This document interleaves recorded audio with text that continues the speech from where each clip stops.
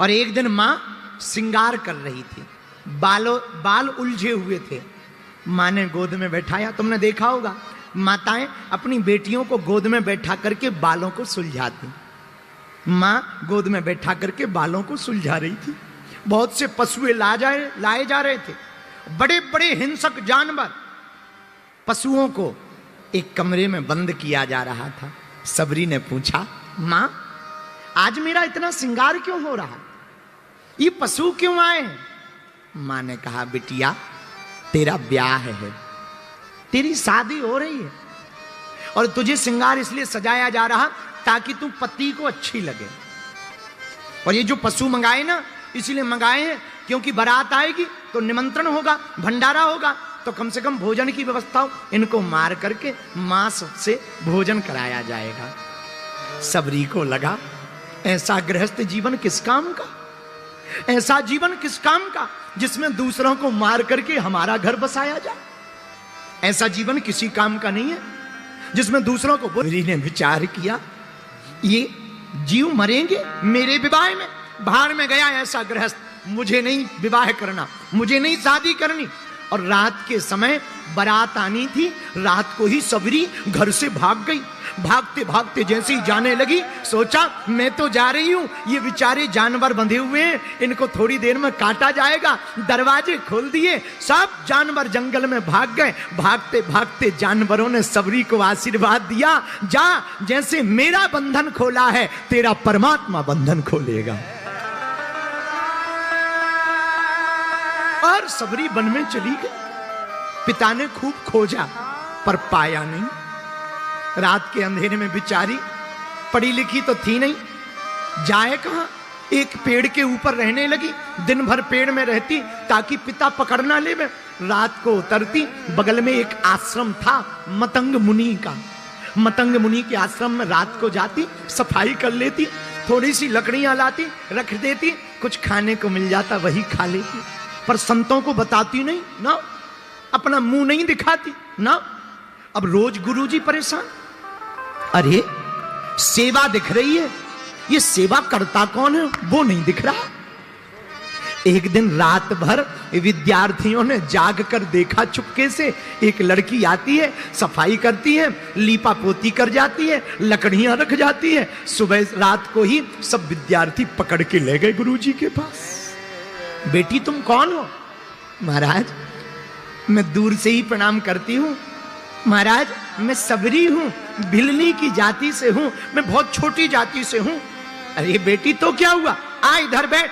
महाराज आप संत महात्मा हैं, हम आएंगे, आप पवित्र हो जाओगे। अरे तू टेंशन मत ले, कहीं कोई बेटी के नजदीक बैठने से पिता अपवित्र होता है?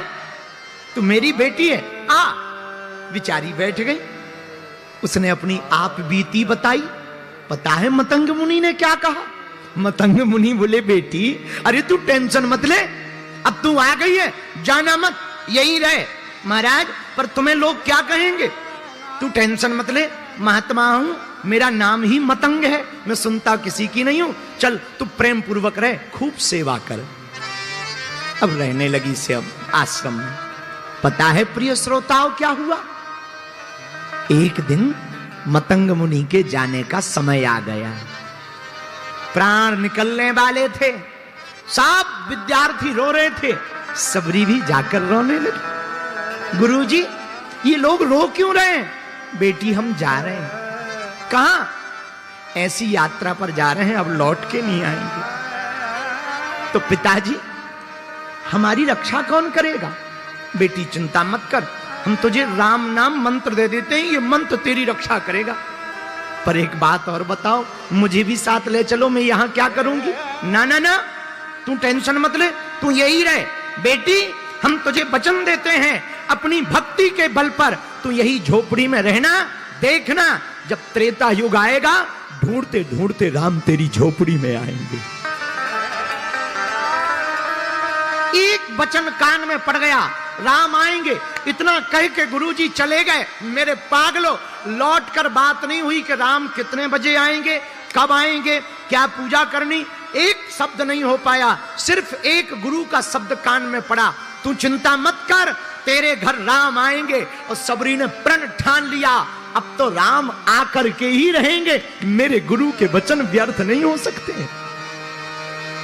लोग कहते हैं कैकेयी के कारण राम बन गए, पंचकुला के पागलों, हमें तो लगता है सबरी के कारण राम को बनाना पड़ा। सबरी के सम्मान को बढ़ाने के लिए, सबरी की भक्ति को दृढ़ करने के लिए राम जी बना। मेरे पागलों, छोटी सी जाति की भिलनी राम की प्रिय हो गई, आज भक्तिमती माता हो गई। राम जी का चरित्र बिना सबरी के अधूरा है। और बुरा न मानना, राम जी बन गए इसलिए तो वो बन गए, राम जी बन गए इसलिए तो वो बन गए। और हम तो इतना कह सकते हैं, राम जी बड़े बड़ों के घर जाते, कोई कथा नहीं होती उनकी, सबरी के घर गए इसलिए राम जी की इतनी गाथा है। राम जी की गाथा का कारण ये है, तो हमने जो चौपाई ली, जा पर कृपा ता पर कृपा, राम जी की कृपा हुई सबरी पर, आज जगह जगह सबरी की चर्चा है। मेरे प्रिय श्रोताओ, इस कथा से यही सीखना है, अगर गुरु वचन दे दें तो फिर टलने वाला नहीं है। गुरु के वचन पर लेकिन भरोसा तुम्हें रखना पड़ेगा। अगर तुम डिग जाओगे तो कुछ ना पा पाओगे, अगर तुम टूट जाओगे तो तुम कुछ ना पा पाओगे। अगर तुम्हारा भरोसा अधूरा रहा कि गुरुजी ने कह तो दिया, होगा कि नहीं होगा, तो पक्का है नहीं होगा। अगर ये मन में आया कि होगा कि नहीं होगा, गुरुजी ने कह तो दिया, तो गारंटी मानिए 1% नहीं होगा। और अगर मान लिया कि मेरे गुरु ने कह दिया, तो फिर होता ही होता है। कुछ भी बिगड़ जाए, संतों की वाणी पर भगवान को विचार करना पड़ता है।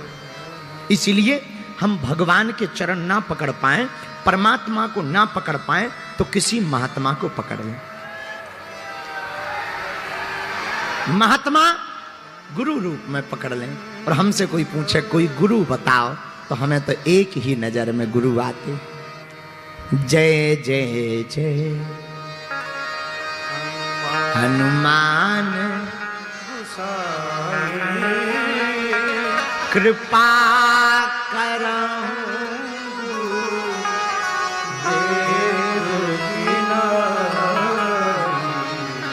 जय जय जय हनुमान गोसाई कृपा करहु गुरु देव की नाई। आप हनुमान जी के चरण पकड़ लो, पंचकुला के पागलो। हम तुम्हें वचन देकर के कहते हैं, व्यासपीठ से गारंटी के साथ कहते हैं, अगर तुमने हनुमान जी के चरण पकड़ लिए ना, तो तुम्हें राम जी के पास जाने की आवश्यकता नहीं है, राम को तुम्हारे पास लाने की जिम्मेवारी हनुमान जी की है। सुग्रीव गए थोड़ी हैं ना, राम जी आए हैं। विभीषण को कोई प्रयत्न थोड़ी करना पड़ा, राम जी ने अपनी, हनुमान जी ने अपनी गारंटी लगाई। भैया हनुमान जी ऐसे देवता, इसलिए तो हनुमान जी जैसा कौन होगा और देवता। चित्तना पर हनुमत से सर्व सुख कर। लेकिन हम लोग इतने खतरनाक हैं, गुरु पे भरोसा नहीं करते, गधों पे कर लेते। हाँ, हम लोग गुरु पे भरोसा नहीं करते, लेकिन गधों पे जरूर कर लेते। एक हमारा चेला था पंचकुला में, अभी भी है, यहीं पंचकुला में रहता, नाम है चंगीलाल। हाँ, चंगीलाल हमारा चेला है चंगीलाल। हमारे पास गया, रात हो गई, हमने कहा रुक जा, बोले नहीं गुरुजी पंचकुला में काम है। रात को ही वापस आने लगा, कार में बैठा, 3 दोस्त साथ में थे। जैसे ही गाड़ी में बैठा, आगे बढ़ा, बिल्ली रास्ता काट गई। मित्र बोले बिल्ली, बोले नो प्रॉब्लम, आगे बढ़ो। सांप रास्ता काट गया, अरे बोले सांप, फिर भी वो नहीं माना, बोले आगे बढ़ो। जैसे ही और आगे बढ़ा, एक गधा रोता हुआ मिल गया। अब तो तीनों मित्र बोले पहले बिल्ली मिली, फिर सांप मिला, अब गधा मिल गया, लगता है कुछ बड़ा खतरा है, वापस लौट चलो। वापस आया, दरवाजा खटखटाया, हमने दरवाजा खोला, हमका क्या बात है? बोले गुरुजी वापस आ गए। हमका क्यों? बोले अब तो रुकेंगे। हमका रुकेंगे क्यों? हमने तो पहले कहा था मत जाओ, रात हो गई है, रुक जाओ। बोले गुरुजी नहीं, रास्ते में रोता हुआ गधा मिल